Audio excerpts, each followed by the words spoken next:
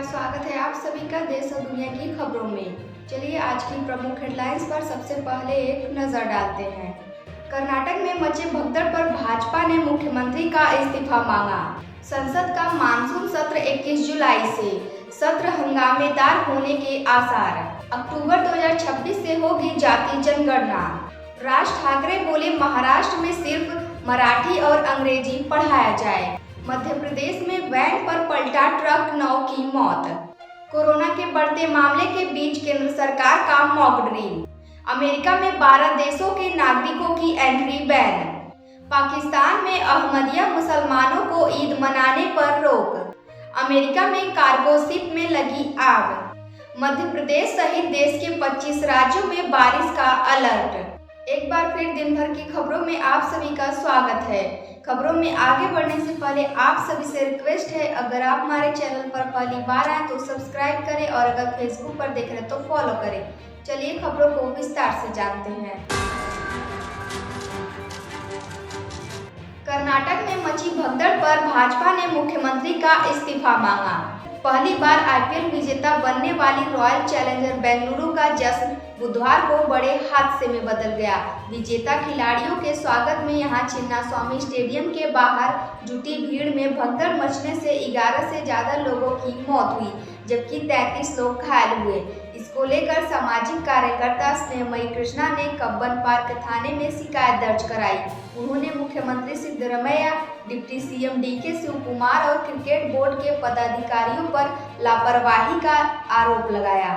उन्होंने आईपीसी की धारा 106 के तहत केस दर्ज कराने की मांग भी की है।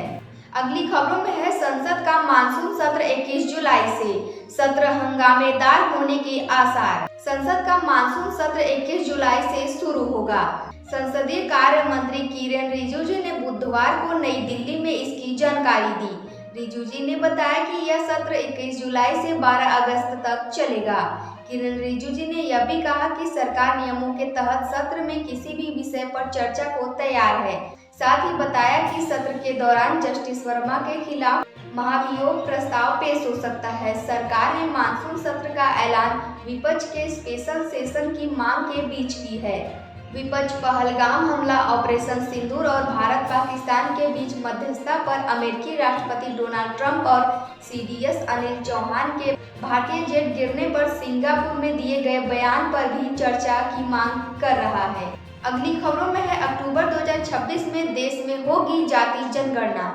केंद्र सरकार 2 फेज में जाति जनगणना कराएगी। गृह मंत्रालय ने बुधवार को बताया कि पहले फेज की शुरुआत 1 अक्टूबर 2026 से होगी।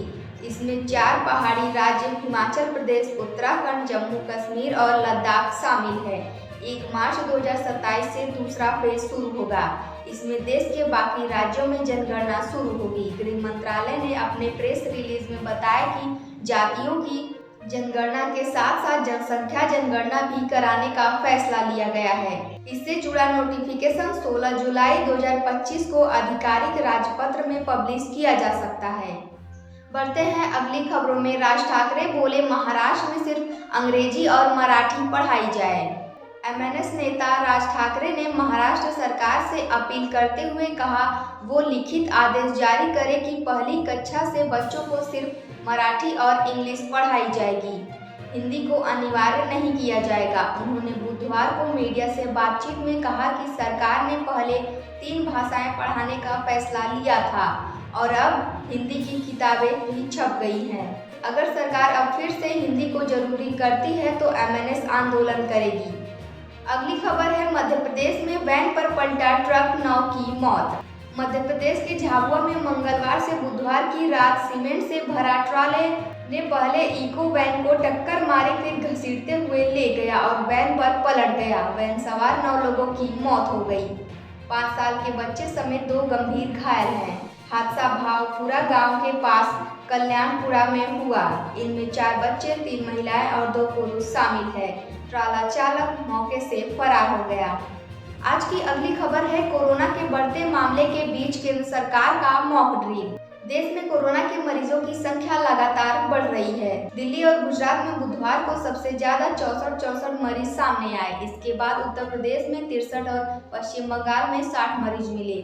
इस तरह देश में एक्टिव केसों की संख्या 4866 और मौत का आंकड़ा 47 पहुंच गया है।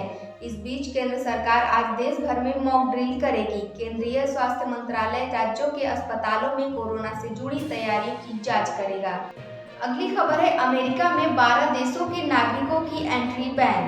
अमेरिकी राष्ट्रपति डोनाल्ड ट्रंप ने 12 देशों के लोगों के अमेरिका आने पर पूरी रोक लगाने का आदेश जारी किया है। उन्होंने कहा कि यह कदम अमेरिका की सुरक्षा और लोगों की जान की हिफाजत के लिए जरूरी है।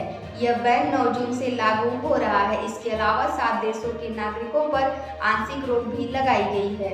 आज की बड़ी खबर है, पाकिस्तान के अहमदिया मुसलमानों को ईद मनाने पर रोक। पाकिस्तान के सिंध और पंजाब प्रांत में अहमदिया मुसलमानों को ईद मनाने से रोक के लिए जबरदस्ती हलफनामे भरवाए जा रहे हैं। पंजाब में तो अहमदियों को चेतावनी दी गई है, अगर उन्होंने ईद मनाई तो 5 लाख रुपए जुर्माना देना होगा। पंजाब और सिंध के कई इलाकों को अहमदिया समुदाय पर घर के अंदर धार्मिक रीति रिवाजों और कुर्बानी न करने का भी दबाव बनाया जा रहा है। इस साल 7 जून को ईद मनाई जाएगी। इसके साथ ही सूत्रों के अनुसार कई जगहों पर पुलिस अहमदिया लोगों को हिरासत में ले रही है और उन्हें धमकी देकर या परेशान करके हलफनामे पर साइन कराए जा रहे हैं। अगली खबर है, अमेरिका के कार्गो शिप में लगी आग। अमेरिका के अलास्का के पास समंदर में एक बड़ी कार्गो शिप में आग लग गई। इस जहाज में 3000 गाड़ियां थी, जिसमें से करीब 800 इलेक्ट्रिक कारें थी। हादसे के वक्त जहाज मैक्सिको की ओर जा रहा था। मंगलवार को जहाज के पीछे वाले हिस्से में धुआं उठता देखा गया। यहीं पर इलेक्ट्रिक गाड़ियां रखी थी। आग बढ़ने लगी तो जहाज पर मौजूद 22 क्रू मेंबर ने खुद को लाइफ बोट में उतारा और जहाज छोड़ दिया। थोड़ी देर बाद पास से गुजर रहे एक दूसरे जहाज ने सभी को सुरक्षित बचा लिया।